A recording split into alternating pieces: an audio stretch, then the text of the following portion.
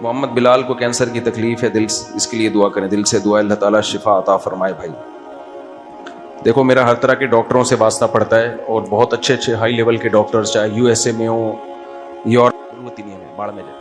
Cancer کی تکلیف ہے، اس کے لیے دعا کریں، دل سے دعا، اللہ تعالیٰ شفا عطا فرمائے۔ بھائی دیکھو، میرا ہر طرح کے ڈاکٹروں سے واسطہ پڑتا ہے، تو کینسر کی بیماری بہت زیادہ پھیل رہی ہے۔ ان میں دو وجوہات ہیں، ایک تو قدرت کی طرف سے کینسر ہو، اس کی لوگوں میں اویئرنیس ہی نہیں ہے۔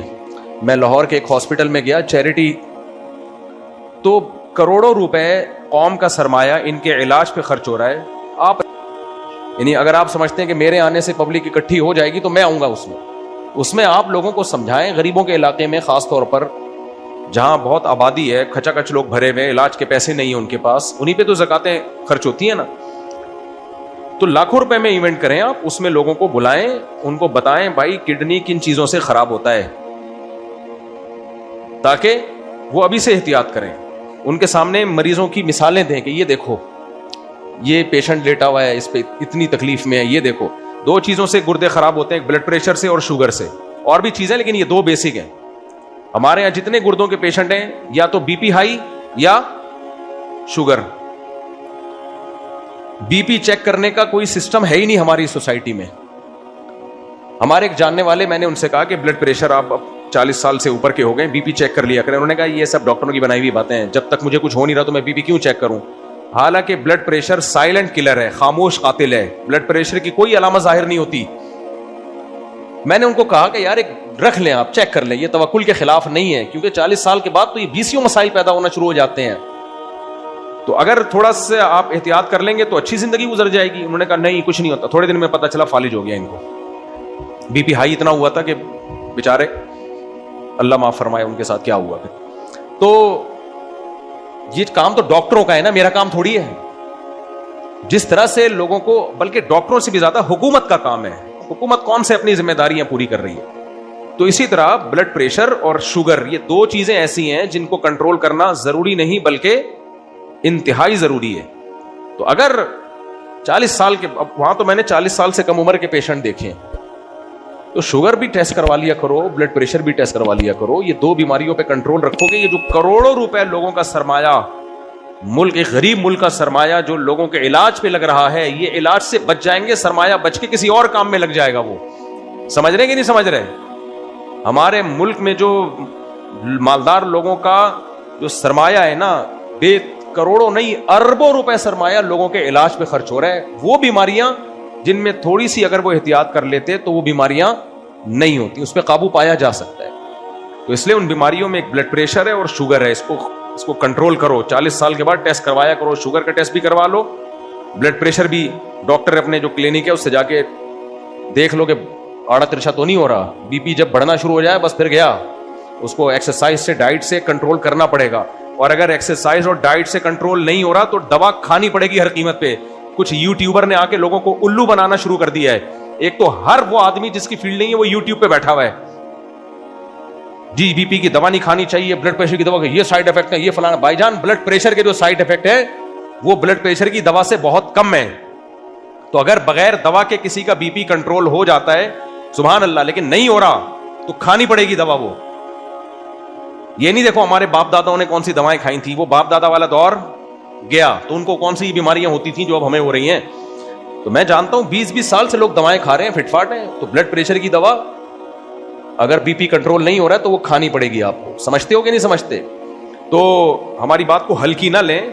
آپ کہہ سکتے ہیں مفتی صاحب آپ نے میڈیکل سائنس پڑھی نہیں ہے، لیکن ڈاکٹروں سے میرے بہت سلام دعا ہے، اور بہت مشاہدے بھی ہیں لوگوں کے، بہت مشاہدے ہیں۔ تو بڑی بڑی باتیں کرتے تھے، ابے دوا نہیں کھانی چاہیے، نہیں، وہ آڑے ترچے ہو گئے، کسی کو برین ہیمریج ہوا، کسی کی بینائی چلی گئی، کسی کے گردے ڈیمیج ہو گئے، پھر وہ پریشان بیٹھے یار کاش کھا لیتے۔ اور یوٹیوب پہ جو آتے رہتے ہیں نا، نئے نئے نمونے آئیں گے۔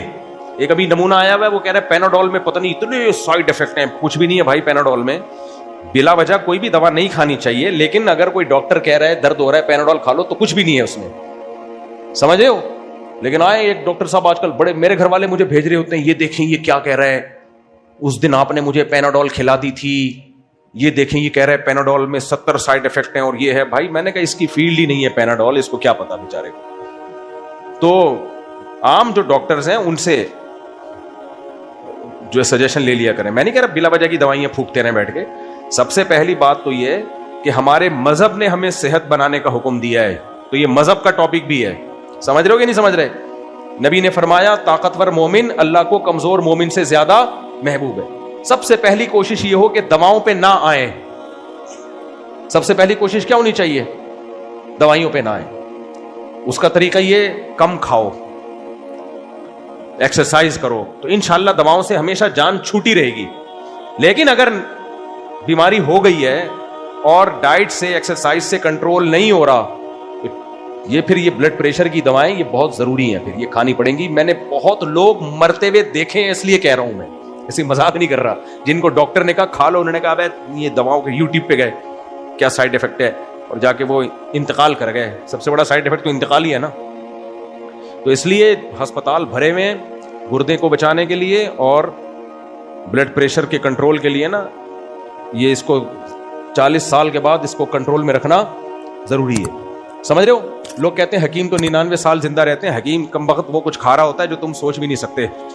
صحیح ہے, وہ عوام کو وہ نہیں کھلاتا ہے. ایک حکیم صاحب نے مجھے بتایا کہ ایک چیز ہے وہ حکیم چھپ چھپ کے کھاتے ہیں. میں نے کہا چھپ کے کیوں کہتے ہیں؟ تاکہ پبلک کو پتہ نہ چل جائے. اور جتنے بھی اچھے حکیم ہیں وہ بھی روٹی چاول کم کھاتے ہیں, شوگر کنٹرول میں رکھتے ہیں, بلڈ پریشر وہ بھی کنٹرول میں رکھتے ہیں. تو وہ محنت کرتے ہیں. اور 2 نمبر حکیم اوٹ پٹانگ قسم کی باتیں پھینک رہے ہوتے ہیں. تو میں نے ہسپتالوں میں جو رش دیکھا ہے, اربوں روپے, کروڑوں تو میں نے غلطی سے کہہ دیا, اربوں روپے علاج پہ خرچ ہو رہے ہیں.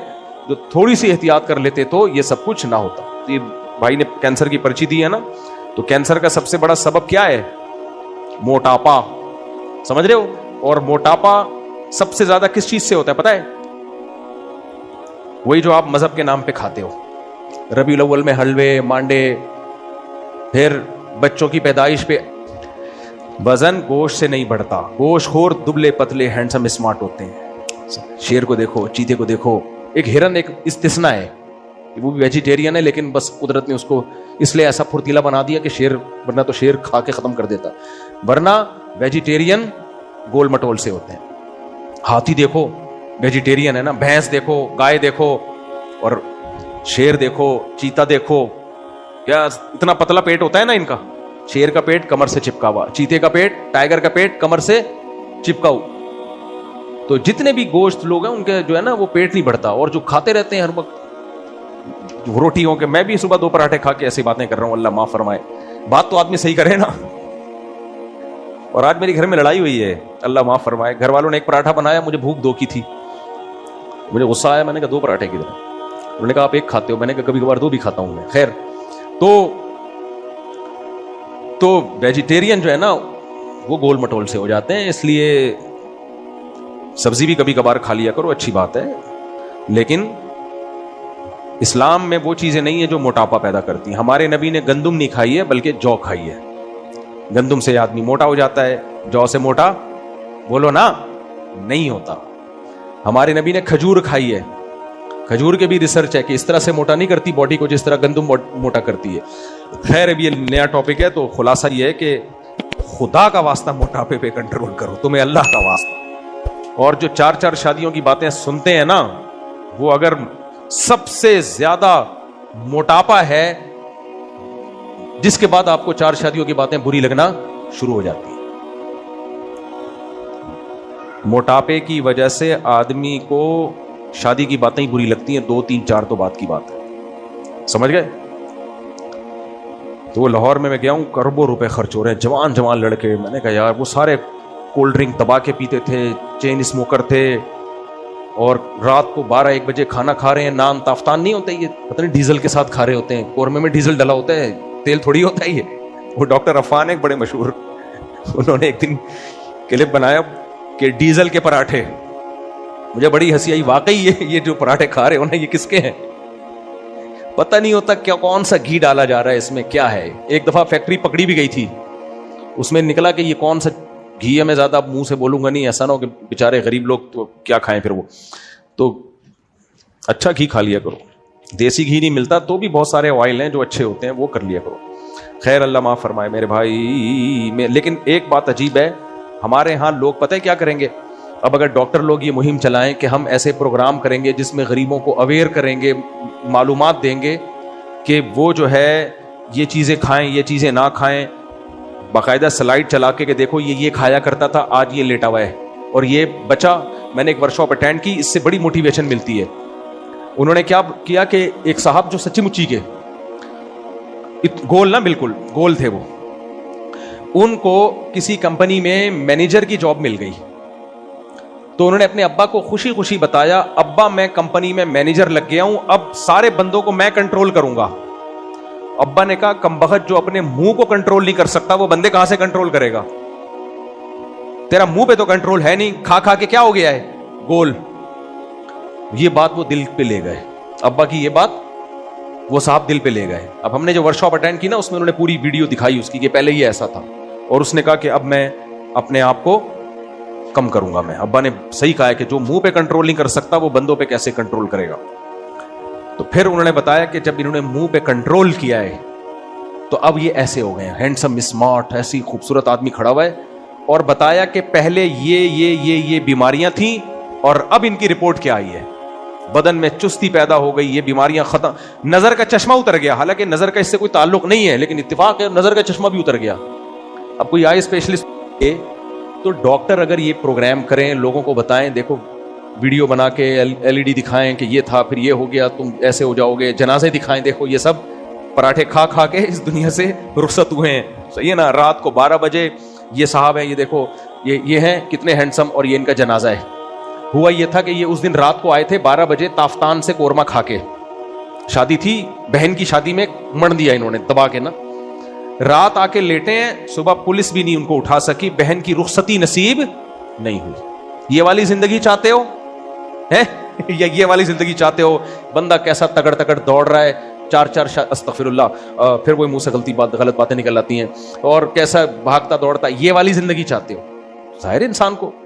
لیکن ہماری قوم میں ایک فالٹ پتہ ہے کیا ہے؟ غریب کے علاج پہ کروڑوں روپے خرچ کر دیں گے. اس طرح کے پروگرام جس میں ان کو اویئرنیس ملے اور قوم سدھر جائے, 5 روپے بھی خرچ کرنے کے لیے تیار نہیں ہوں گے. یعنی کوئی ایونٹ کرے نا اگر کہ بھائی ہمیں لوگ پیسے دیں, ہم ایسا پروگرام کرتے ہیں, کوئی بھی نہیں دے گا پیسے. یہ لوگوں کی ایک سوچ ہے. تو اب ٹھیک ہے, پھر مرتے رہو بیٹھ کے. اچھا ایک بات یاد رکھو, گھروں میں بیگم کے ساتھ سب کی لڑائیاں ہوتی ہیں. آپ بھی لڑکے ہی آئے ہوگے, اسی لیے تو جمعہ پڑھنے آئے ہو, گھر میں سکون شاید نہیں مل رہا ہوگا. اچھی نیت کرتے ہیں بہرحال. ہم قسم اٹھا کے کہہ سکتا ہوں, بیگم کو بولو ڈائٹ پلان کر لے کسی طریقے سے, دیکھو لڑائیاں ختم نہ ہوئی نا تو میرا نام بدل دینا. پتہ ہے بہت ساری لڑائیاں صرف صحت خراب ہونے کی وجہ سے ہو رہی ہوتی ہیں. جب آدمی کی صحت ٹھیک نہیں ہوتی نا, وہ ہر وقت چڑچڑا رہتا ہے. موٹاپا آپ کے موڈ کو کیا کرتا ہے؟ خراب. بچوں میں موٹاپا نہیں ہوتا نا, جو چھوٹے بچے عام طور پہ کیسے کھلکھلاتے ہیں, ہنستے کھیلتے, بیمار ہوں گے تو پریشان کرتے رہیں گے, وہ روتے رہیں گے, چیختے رہیں گے. جو بچہ صحت مند ہوتا ہے ذرا ذرا سی بات پہ کہہ کے لگا کے ہنستا ہے. تو میرے بھائی بڑوں کا بھی یہی اصول ہے, آپ اگر گول مٹول ہو گئے ہو, موٹاپے کھا کھا کے گول مٹول ہو گئے ہو, آپ ہر وقت چڑچڑے رہو گے اور آپ کی بیگم کا بھی موڈ کبھی بھی ٹھیک نہیں ہوگا. اب خواتین گھروں میں, وہ خواتین جو بیان نہیں سن رہی ہیں ان کی بات کر رہا ہوں, گھروں میں کام کاج بھی نہیں ہو رہے, خواتین کا وزن بچہ پیدا کرنے سے بھی مینٹین رہتا ہے. جو بچے نارمل ڈیلیوری سے ہوتے رہے, فیڈ کراتی ہیں, اس سے بھی وزن صحیح رہتا ہے. وہ بھی چھوڑ دیے, 1-2 بچوں کے بعد بچے بھی بند, اب فیڈ بھی نہیں کرا رہی, تو موٹاپا آئے گا کہ نہیں آئے گا؟ اس سے طبیعت میں چڑچڑاپن, ہر وقت موڈ آف. پھر میاں آئے گا تو ذرا سی بات, آپ پھر بیگم کو کوئی نصیحت کرو, ایسے جہیز کے جیسے شہد کے چھتے میں آپ نے ہاتھ دے دیا.